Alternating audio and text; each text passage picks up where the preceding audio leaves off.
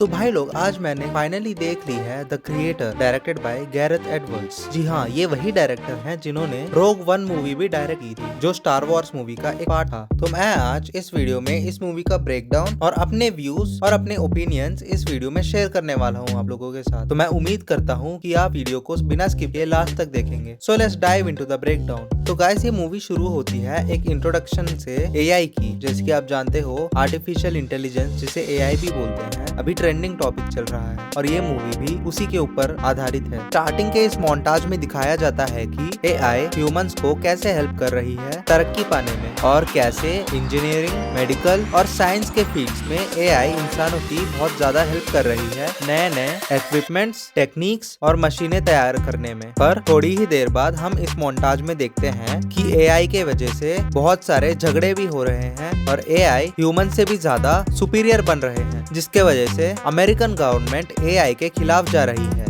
हम मूवी में मोन्टाज के सीधे बाद ये भी देखते हैं कि अमेरिका के प्रेसिडेंट अपने स्पीच में कहते हैं कि रिपब्लिक ऑफ एशिया में जो एआई का राज चल रहा है वो उसके खिलाफ लड़ना चाहते हैं। थोड़ी ही देर बाद हम मूवी में ये देखते हैं कि एक स्पेसशिप से कुछ सोल्जर्स नीचे आते हैं। हमें बाद में पता चलता है कि इस स्पेसशिप का नाम नोमैड है, और फिर पता चलता है कि ये सोल्जर्स न्यू एशिया में छुपे हुए लोकल्स, नेटिव्स और रोबोट्स के ऊपर हमला करने आए हैं। ये सब एक हाइडआउट में छुपे हुए होते हैं, जहाँ पे मूवी का प्रोटैगनिस्ट जॉश और उसकी बीवी भी होते हैं। हमें पता चलता है कि जॉश की बीवी प्रेग्नेंट है, पर बाद में जॉश की बीवी पकड़ी जाती है। अमेरिकन आर्मी उन सबको नोमैड के हेल्प से ब्लास्ट कर देती है। कट टू कुछ साल बाद हमें पता चलता है एक टीवी के न्यूज में देखे कि एक क्रिएटर है जिसका नाम है निर्माता। जैसे कि आप जानते हो, निर्माता एक हिंदी शब्द है, पर मूवी में भी क्रिएटर को निर्माता शब्द से ही बुलाया जाता है। ये निर्माता आर्टिफिशियल इंटेलिजेंस को बना रहा था और न्यू एशिया में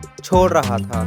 अमेरिका को ये चीज बिल्कुल अच्छा नहीं लग रहा था, इसीलिए अमेरिका चाहता था कि वो निर्माता को ढूंढे और उसको मार दे, क्योंकि वही एआई बना रहा था और एआई के वजह से अमेरिका को तकलीफ भी हो रही थी। तो जब ना रहेगी बांस तो ना बजेगी बांसुरी। हम बाद में ये भी देखते हैं कि जॉश से एक डॉक्टर पूछती है कि क्या तुम्हें याद है उस रात को क्या हुआ था। तो जॉश कहता है कि उसको उतने अच्छे से कुछ याद नहीं है। हम थोड़े से फ्लैशबैक्स देखते हैं जॉश और उसकी बीवी के। उसके अलावा हमें कुछ और दिखाई नहीं देता। फिर हमें एक बार अमेरिका का एनवायरनमेंट दिखाया जाता है। हमें लॉस एंजलिस दिखाया जाता है, जो बहुत ही ज्यादा पोल्यूटेड है, और बाद में हमें ये भी पता चलता है कि ये दुनिया हमारे दुनिया से बहुत डिफरेंट है और ये हमारे दुनिया से बहुत साल आगे की कहानी है। तो हम ये भी कह सकते हैं कि ये एक डिस्टोपियन वर्ल्ड है। यहाँ पे जितने भी रोबोट्स फाइट करके इंजर हो रखे थे, जॉश और उसकी टीम जाके उनको डीएक्टिवेट करती है और ये सारे रोबोट्स डिसमेंटल कर दिए जाते हैं, या फिर जैसे हमें मूवी में दिखाया जाता है, क्रश कर दिए जाते हैं। पर अगर हम इन शॉट्स को ध्यान से देखें तो हमें पता चलता है कि ये रोबोट्स अपने जान के लिए भाग रहे हैं, जिसका ये भी मतलब है कि ये रोबोट्स इमोशनली सोच सकते हैं। अभी जॉश को अमेरिकन गवर्नमेंट ऑर्डर देती है कि तुम निर्माता को ढूंढ के लाओगे, पर जॉश मना कर देता है, क्योंकि उसे याद है कि पिछली बार जब वो निर्माता को ढूंढने गया था तो उसके साथ और उसके बीवी के साथ क्या हुआ। पर अमेरिकन गवर्नमेंट जॉश को एक वीडियो दिखाती है, एक होलोग्राफिक वीडियो, जिसमें वो देखता है कि उसकी बीवी दिखाई दे रही है। और क्योंकि ये फ्यूचर का जमाना है, तो हम ये भी नहीं कह सकते कि वो वीडियो असली है या फिर उसमें जो जॉश की बीवी की तरह दिख रही है वो कोई रोबोट हो सकती है। पर अमेरिकन गवर्नमेंट उसको दिलासा देती है कि हमने सारे चेक्स कर दिए हैं और जो डेटा हमें मिला है उस हिसाब से ये कोई रोबोट नहीं, ये जॉश की बीवी ही है और ये एक इंसान है। तो जॉश को अमेरिकन गवर्नमेंट एक ऑफर देती है। वो कहते हैं कि अगर तुम हमें निर्माता को ढूंढने में मदद करोगे और हमारे साथ चलोगे न्यू एशिया में, तो हम तुम्हें वादा करते हैं तुम्हें तुम्हारी बीवी वापस मिल जाएगी। ये सुन के जॉश को तसल्ली मिलती है और वो सीधा निकल पड़ता है न्यू एशिया की तरफ अपने टीम के साथ नोमैड में। जैसे कि हम देखते हैं कि न्यू एशिया पूरा एशिया की तरह दिखता है और वहाँ पे ज्यादातर सभी एशियंस हैं जो फार्मिंग करते हैं, पर इन्हीं के बीच में हैं बहुत सारे रोबोट्स जो छुपे हुए हैं, जिसको जॉश को और उसके टीम को ढूंढना है। तो ये सब जाते हैं एक गांव की ओर, जहाँ पे वो सबको बंदी बना लेते हैं या हॉस्टेज बना लेते हैं और उन सब से पूछते हैं कि तुम बताओगे हम निर्माता को कहाँ ढूंढ सकते हैं। तो वो सब बताते हैं कि हमें नहीं पता निर्माता कहाँ है, पर जॉश को पता चलता है कि वहाँ पे एक सीक्रेट स्विच है जिससे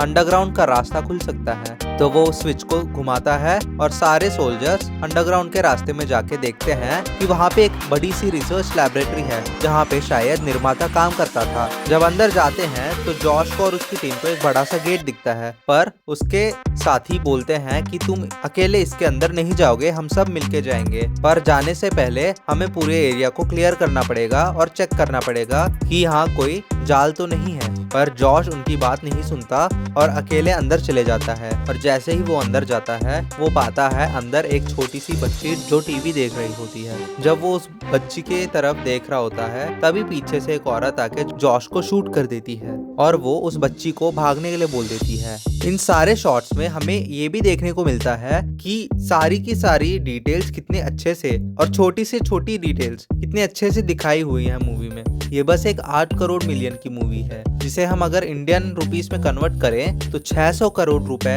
का इसका बजट बनता है। और 600 करोड़ के बजट में पिछले साल जो आदिपुरुष बनी थी ये उससे कई गुना बेहतर है। हमें ये भी पता चलता है कि AI बहुत सुपीरियर बीइंग बन चुकी है। इस मूवी में हमें कई कई जगह हिंदी के स्लैंग्स भी सुनने को मिलते हैं क्योंकि ये स्टोरी एशिया की है, एक नए एशिया की। और इस वॉर के दौरान ह्यूमंस और रोबोट्स साथ में मिलके उस बच्ची को बचाने के लिए काम कर रहे होते हैं। और उसी दौरान जॉश एक नदी में गिर जाता है और जैसे ही वो नदी से बाहर आता है सुबह हो चुकी होती है। जैसे ही जॉश नदी से बाहर आता है उसको दिखती है वो बच्ची। जॉश उस बच्ची के साथ एक घर के अंदर जाता है और वो बच्ची अपने दिमाग से टीवी को कंट्रोल करती है, जिसको देखे जॉश शॉक हो जाता है। उसने ऐसे किसी बच्ची को इससे पहले नहीं देखा था और वो चौंक जाता है। उसको बाद में पता चलता है कि यही लड़की वो वेपन है जिसको निर्माता बना रहा था इतने सालों से। वो अपने सुपीरियर को कॉल करके बताता है कि उसको वेपन मिल गई है और वो एक बच्ची है। तो उसकी सुपीरियर ऑर्डर देती है कि तुम अभी के अभी उस बच्ची को मार डालोगे। पर जॉश उस बच्ची को नहीं मारता क्योंकि जॉश को पता चलता है कि वो बच्ची जॉश की बीवी को जानती थी। उसको पता था वो कहाँ हो सकती है। तो इस वजह से जॉश उस बच्ची को लेके एक कार में बैठा है और वहाँ से भाग निकलता है। फिर हमें कुछ ऐसे खूबसूरत से शॉट्स दिखे हैं जो पूरे इंडिया के लैंडस्केप की तरह दिखे हैं, जैसे नारियल के पेड़ फ्रॉम केरला, बनारस की नदियाँ और आंध्रा तेलंगाना की पाइन ट्रीज।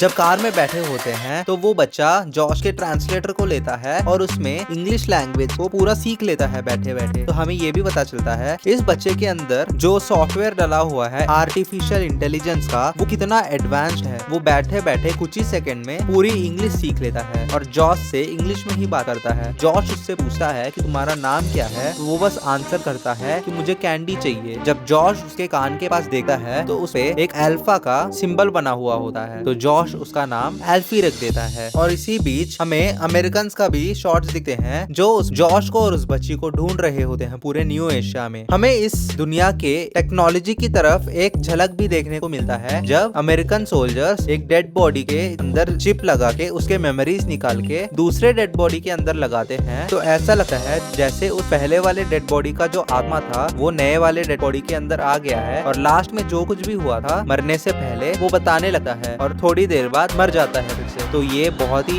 बढ़िया टेक्नोलॉजी है जो भी इस मूवी में दिखाया है और देखने में भी बहुत अच्छा लगा है। और हमें मूवी में ये भी देखने को मिलता है कि मूवी में जो बिल्डिंग्स हैं उनके ऊपर एडवर्टाइजमेंट्स लगे हुए होते हैं, जैसे कि डोनेट योर लाइकनेस, मतलब आपकी तरह दिखने वाली एक रोबोट को आप बनवा सकते हो जितने चाहे उतने। आप अपने तरह दिखने वाला एक चेहरा डोनेट कर सकते हो उस रोबोट को। ऐसी छोटी छोटी डिटेल्स ही इस मूवी को और ज्यादा बेहतर बना देती है। हमें बच्चे के तरफ से भी बहुत सारे डिटेल्स मिलते हैं, जैसे कि ऐसे ऐसे क्वेश्चंस पूछता है जो बहुत ही ज्यादा कॉम्प्लेक्स होते हैं आंसर करने के लिए। जैसे कि वो जॉश से लाइफ, डेथ और आफ्टर लाइफ के क्वेश्चंस भी पूछता है। वो कहता है कि तुम बुरे आदमी हो, तुम नरक जा सकते हो, लेकिन मेरा तो कोई जान ही नहीं है, मैं कहीं पे भी नहीं जा सकता। ऐसे क्वेश्चंस हमें सोच में डाल देते हैं कि आखिर रोबोट्स इतना ज्यादा इंटेलिजेंट कैसे हो गए। ऐसे हम आ जाते हैं मूवी के 3rd चैप्टर में, जहाँ पे हमें पता चलता है कि जॉश और बच्ची घुल मिल रहे हैं और दोस्त बन रहे हैं। हमें एक ऐसा भी शॉट दिखता है एक फैक्ट्री का जहाँ पे जो मैंने बोला था डोनेट योर लाइकनेस, वो वाले रोबोट्स बन रहे होते हैं और वहाँ पे बहुत सारे एशियन वर्कर्स काम कर रहे होते हैं। बच्चा अपनी मेच्योरिटी को फिर से एक और बार प्रूव करता है जब वो एक लड़की से पूछता है are robots meant to be free, जिसका जवाब वो औरत बोलती है कि ये तो फ्रिज में नहीं रखा हुआ, पर फ्रिज में आइसक्रीम है, मैं तुम्हारे लिए वो लेके आती हूँ। तो बच्चा खुश हो जाता है। तो इसका मतलब हमें ये भी पता चलता है कि बच्चा सोचता तो बहुत मेच्योर है, लेकिन आखिरकार वो है बच्चा ही। जब जॉश का दोस्त उस बच्चे को टेस्ट करता है तो वो कहता है कि ये कोई नॉर्मल बच्चा नहीं है, इसके अंदर जो टेक्नोलॉजी है वो बहुत ही ज्यादा एडवांस्ड है और ऐसी टेक्नोलॉजी उसने कभी भी नहीं देखी। वो कहता है कि ये बच्चा ग्रो कर सकता है, बड़ा हो सकता है और पूरे दुनिया के सारे टेक्नोलॉजी को कंट्रोल कर सकता है बिना हिले कहीं से भी। तो हमें इस बच्चे का स्ट्रेंथ दिखता है इस वाले पॉइंट पे। और मैं बोलना चाहूंगा इस मूवी ने मेरा दिल जीत लिया जब हमें एक शॉट देखने को मिलता है जहाँ पे बनारस का बैकग्राउंड होता है और रोबोट्स और इंसान दोनों मिलके एक रोबोट के डेथ के लिए मौन कर रहे होते हैं। जैसे कि हिंदू जब कोई इंसान मर जाता है उसको जला के मौन करते हैं। मूवी में ऐसे ही बहुत सारे सीन्स हैं जहाँ पे हमें बार बार याद दिलाया जाता है कि जो हम देख रहे हैं वो बस रोबोट नहीं है, वो इंसानों से बहुत ही ज्यादा एडवांस्ड बीइंग्स बन चुके हैं। अभी कहानी और है लेकिन मैं वीडियो में नहीं बता सकता क्योंकि वो तुम्हारे लिए स्पॉइलर हो जाएंगे। पर अगर तुम्हें मूवी देखनी है तो जाके अपने नियर बाय थिएटर्स में देख लो। ये मूवी बहुत अच्छी लगी मुझे और वो भी इतने कम बजट में। ना हॉलीवुड बड़े बड़े मूवीज बनाती है, मेरे हिसाब से ये मूवी 4 स्टार्स का डिजर्व करती है। और जहाँ तक बात आती है म्यूजिक की, तो मुझे इस मूवी का बैकग्राउंड स्कोर बहुत ही प्यारा लगा। और अगर आपको नहीं पता तो इसका म्यूजिक दिया है हैंस जिमर ने, जिन्होंने एंड गेम और इंटरस्टेलर जैसी मूवीज को भी बैकग्राउंड स्कोर दिया है। तो गाइस बस इस वीडियो के लिए इतना ही। Thank you for watching. Please इस वीडियो को लाइक करो और अपने दोस्तों के साथ शेयर करो। और अगर आपने अभी तक उस लाल वाले बटन को नहीं दबाया तो प्लीज पहले जाके उस लाल वाले बटन को दबा के सब्सक्राइब करो और बेल नोटिफिकेशन दबाना मत भूलना। हम इसी तरह वीडियोस डालते रहेंगे तो प्लीज सब्सक्राइब करना मत भूलना। तो गाइस अभी हम आपसे मिलते हैं अगले वीडियो में और तब तक के लिए बाय, सायोनारा और यामाते कुदासाय।